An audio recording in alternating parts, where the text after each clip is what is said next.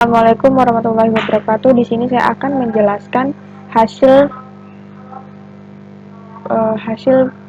praktikum rancangan konstruksi alat ukur dengan judul tingkat kecanduan pengguna media sosial terhadap tingkat agresivitas remaja. Langsung saja ke bab 1, pendahuluan. Yang pertama ada latar belakang. Perkembangan teknologi berkembang sangat pesat baik di negara berkembang maupun di Indonesia sendiri. Negara yang perkembangannya terbilang sangat pesat. Teknologi sudah menjadi kebutuhan manusia yang tidak bisa lepas dari teknologi. Perkembangan teknologi di era modern seperti sekarang memberikan dampak yang baik, terutama untuk bidang pendidikan yang merupakan bidang paling penting dalam kehidupan. Secara garis besar, media sosial bisa dikatakan sebagai sebuah media online, di mana para pengguna dapat berbagi, berprestasi, dan menciptakan konten berupa YouTube, forum, dan jejaring sosial, didorong oleh teknologi yang canggih seperti internet, media sosial yang lain. Saat ini media sosial yang banyak digunakan berupa jejaring sosial, blog, dan Wikipedia. Banyaknya situs media sosial yang banyak muncul di dunia memungkinkan untuk berinteraksi dengan mudah dan dengan biaya yang murah dibandingkan menggunakan telepon biasa. Namun dari kemudahan yang ditawarkan media tersebut, terdapat sisi lain yang dapat merugikan penggunanya, yakni berkurangnya sosialisasi atau tatap muka.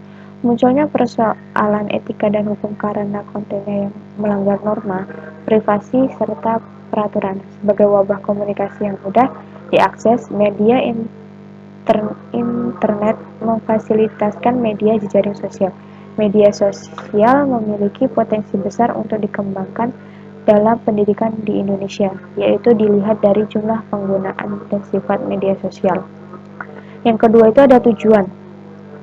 Yang pertama, mengetahui manfaat pengguna media sosial terhadap tingkat agresivitas remaja. Yang kedua, mengetahui faktor-faktor pengguna media sosial terhadap tingkat agresivitas remaja. Yang ketiga, ada manfaat. Manfaat di sini untuk mendapatkan alat ukur terhadap penggunaan media sosial pada tingkat agresivitas remaja. Kemudian lanjut ke bab 2, yaitu ada rancangan skala psikologi. Yang pertama itu ada pengertian media sosial. Menurut Ari Kunto, dalam Anis Erwin 2020 bahwa media sosial berkontribusi negatif terhadap hasil belajar siswa. Sosial media memiliki efek negatif dan positif jika digunakan dengan baik. Sosial media memberikan banyak manfaat bagi siswa dan semua orang yang menggunakannya. Mereka bisa mencari informasi pelajaran dengan mudah, namun sosial media digunakan tidak selayaknya seorang siswa pakai. Hanya digunakan untuk sarana komunikasi, bermain game, atau hanya untuk sekedar menggunakan kegiatan sehari-hari. Media sosial merupakan suatu relasi seperti suatu blok bangunan dari dunia sosial. Setiap rangkaian di dalamnya memiliki suatu hubungan relasi yang dikombinasikan untuk membuat suatu pola jaringan. Hal tersebut muncul dari koneksi yang terjalin antara orang, kelompok, dan hal lain.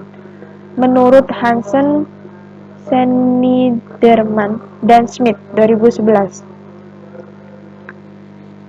Lanjut, menurut Van Dijk dalam Nasrullah 2017, media yang memfokuskan pada eksistensi penggunaan yang memfasilitasi mereka dalam beraktivitas maupun berkolaborasi. Karena itu, media sosial dapat dilihat sebagai media fasilitator online yang mengutamakan hubungan antar pengguna sekaligus sebagai sebuah ikatan sosial.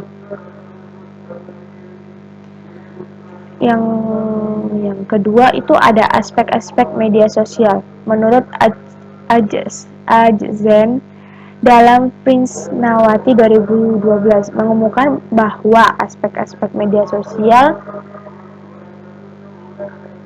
sebagai berikut. Yang pertama itu ada perhatian, merupakan ketertarikan individu terhadap objek tertentu yang menjadi target perilaku. Yang kedua ada penghayatan, merupakan pemahaman dan penyerapan terhadap informasi sebagai pengetahuan yang baru bagi individu yang bersangkutan. Yang ketiga itu ada durasi, kebutuhan individu dalam selang waktu tertentu untuk melakukan perilaku yang menjadi target. Yang terakhir ada frekuensi.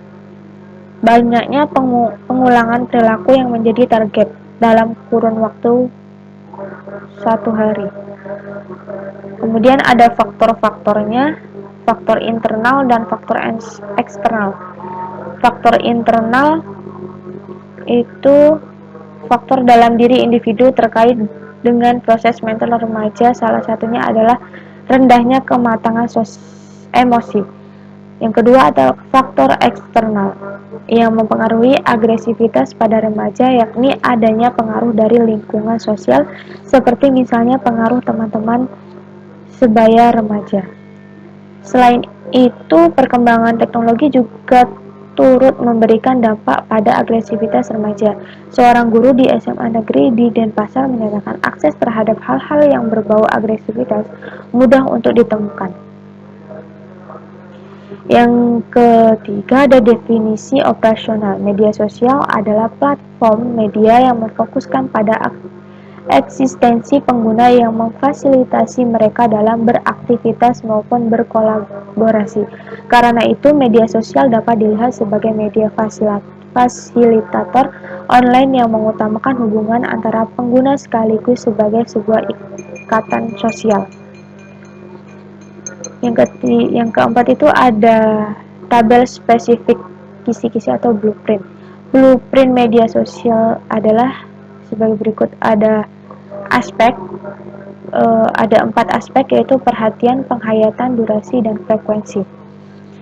Indikatornya di sini belum disebutkan. Bobotnya itu satu aspek 25 per aspek itu 25. Kemudian di sini ada 4 aspek, jadi keseluruhannya ada 100.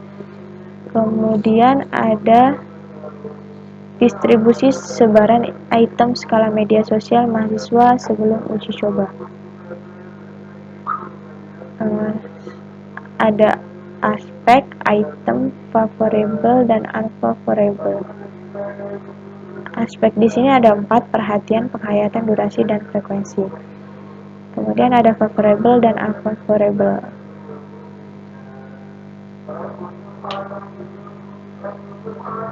Sekian dari penjelasan saya. Terima kasih. Assalamualaikum warahmatullahi wabarakatuh.